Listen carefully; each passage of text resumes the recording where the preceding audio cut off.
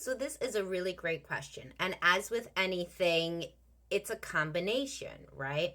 So this was in response to a woman saying that her life is a lot easier after her divorce because she doesn't have to walk on eggshells around her husband. So if that's like a usual situation that I see, that dynamic is co-created and co-maintained. So he's probably a depressive or anxious, irritable guy because irritability is the way that depression and anxiety manifest most often in men. And on some subconscious level, she was drawn to a difficult partner because she saw this dynamic growing up, mother catering to a difficult father, or the inverse, a father catering to a difficult mother. So that's kind of the only thing that she knows. But then she gets older, she has kids, she grows more healthy in therapy, she watches more therapy TikToks, she starts to realize, you know what, this isn't healthy, right? So then she may start to push back a little bit. Well, maybe we shouldn't all have to walk on eggshells here.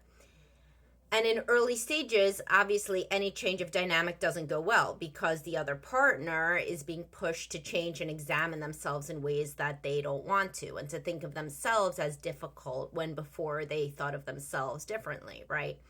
And so that stress can often lead to divorce. But as for the whole walking on eggshells dynamic, like anything, there's a difficult person, but then the other person is an enabler, right?